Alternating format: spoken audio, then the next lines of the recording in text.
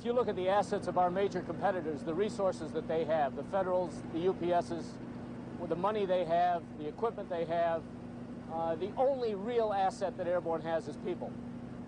I would much rather have the Airborne people than I would have all the airplanes in the world, because the Airborne people are what have made us what we are today and give us the opportunity to be where we're going to be in 1987 and 88. That's what really counts. People are the thing that matter.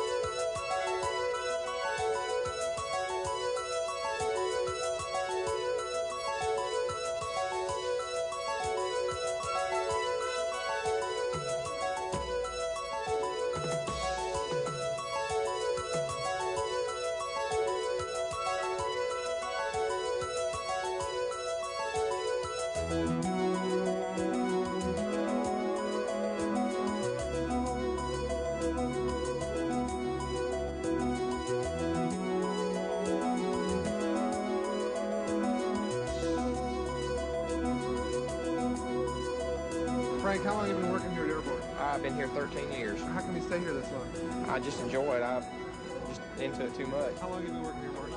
A year and a half. You like it? Love it. How come? I get to meet people. I'm out all day, and it's just a good job. I'm going on 14 years now. 14 years, a long time. Well, we've enjoyed it. How come? Well, Airborne's a great place to work. It's a good job. Yeah.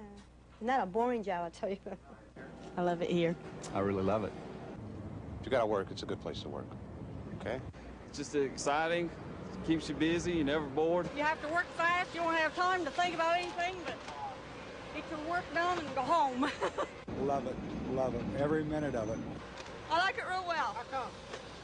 Because it does for me probably more than I do for it. It's a good job. It's a fun job. It's different every day. It's not the same. It's not boring. It's diversified. It's good. I enjoy it. It's a variety. I do the same job every day, but it's always different. Like today, we had a loader down. We had to unload the forklift, you know. So you guys are pretty good at improvising. You got to around here. You never know from one day to the next what's going to happen. Plane come in late, fog, whatever. You do what you got to do. Competition, we don't really worry about it. We supply good service. We're friendly with the people. We care about the people. They're not a number. They're a human being. A lot of companies, they're somebody, you know, on a piece of paper. We see them every day. We care for our customers. It's the reason why we do probably handle a lot more business in certain areas than others, because I've had customers tell me it's just more personal. We offer more of a personal service. We're more flexible than the Federal Express folks. No doubt Federal's in the lead. I'm sure they're going to stay that way for a while, just to be honest with you. How come? You want to cut this off? No, it's all right. Tell me the truth. No, well, I just think that the money that they have backing them has got a lot to do with it, you know, so they're spending millions of dollars to get things done. You know, you guys as a company, you've grown really far, really fast. It's probably faster than any other company. We want to be one of the 2 or 3 largest package express carriers in the country, both by surface and air, and we think we can get there. This is a very critical period for us that we're going through right now. It's part of a transition phase. It's part of an industry deregulation period that has had a big impact on a lot of our competitors. We think we're going to be a survivor, and it all depends on the attitude of the people and how well we manage ourselves in this interim period. The bottom line is whoever gives the best service will probably survive, and the ones that don't won't. As simple as that. It's a personal contact with people. If everything's equal, why would they do business with you? They do business because they like it. And the easier that we make it on them, the easier it is for them to use us, and that's the one they call.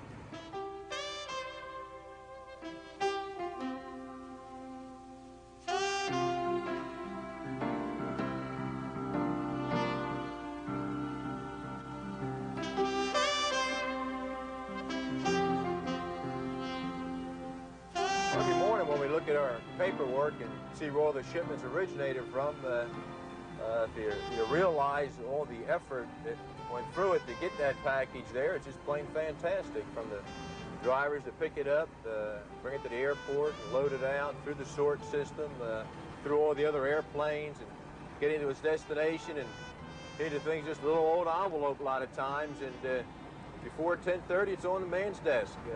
It's just a fantastic feeling to know that it came all that way, and you've accomplished what people have paid to have done. I'm in the maintenance department. I'm one of the ones that tries to keep this whole place running all night long. What's the most challenging part about that job? Being able to do it. We have quite a sophisticated system here, as you probably already have seen. It's going to get more involved, and it's going to be more sophisticated electronically, electrically, mechanically. And to be able to work with that and be able to actually see it function and actually keep it going as much as we can, close to our 100% goal of being able to have no delay factor in this facility, is very challenging to be able to try to do. And that's what my main goal is, being in here, is to make sure that happens every night as much as we can. Well, I think the people that work for Airborne are the most special asset we have, because everybody works together and everybody's real flexible with helping the other person out. You know, it's not just a that's not my job type company. Everybody pitches in to help the next guy. It's a team effort, from the drivers all the way up to management. We're all in it together, and it takes support from each other. Sales has to have support from operations. Operations has to have support from sales to make it work. We do as much as we can to become a team and get to know one another in different departments. We don't want to have the different departments saying, I'm separate, I'm special, and I don't function well together. Because I've worked in every area, upstairs and down at the International and down here, and it's a lot of teamwork. We couldn't, do it unless it was teamwork, and everyone seems to function together and, to get the job done. Being involved in the UFOs and the bump freight, and I can call a station on the West Coast and say, this is Bill Dayton, and they say, oh, hello, Bill, and I wouldn't know the person if they walked through the door, yet I feel a personal relationship with a lot of people.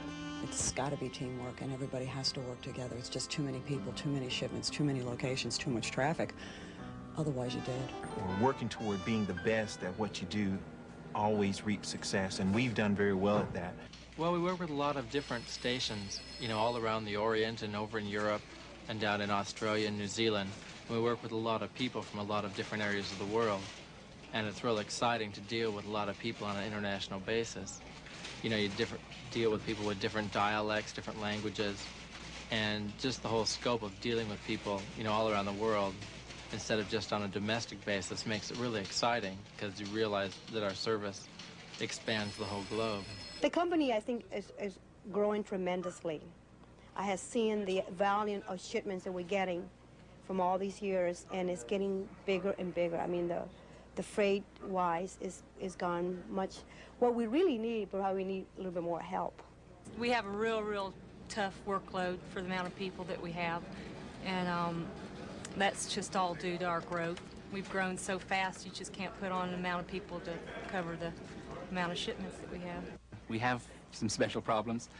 Being the last stop on the route, we get weather delays, sort delays, and every delay makes us delayed more all the time.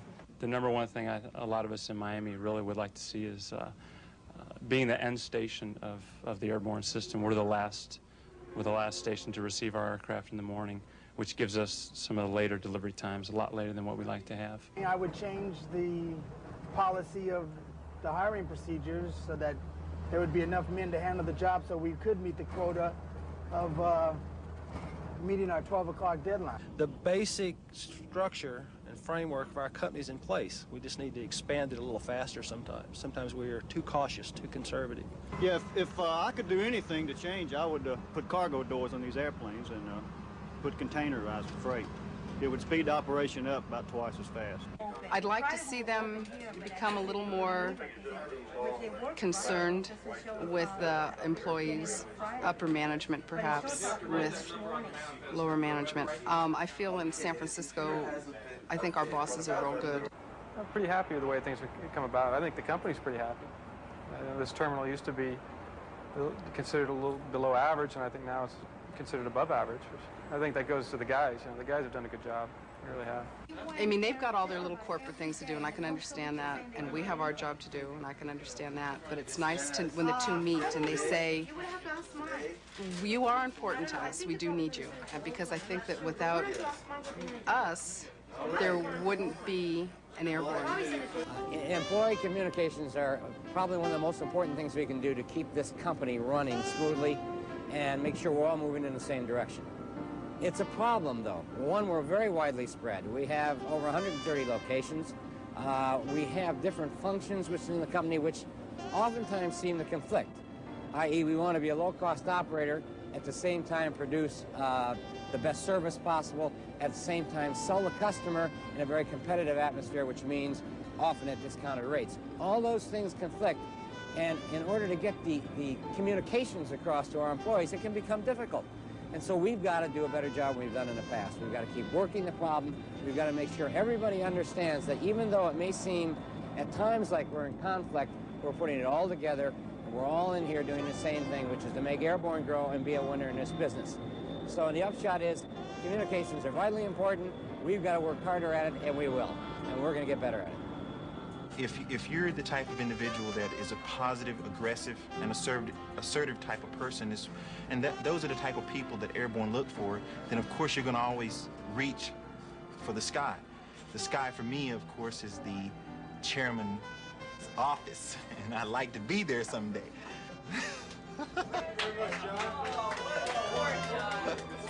Look, I know you did not record that. Did he? Did you take that? What was that for?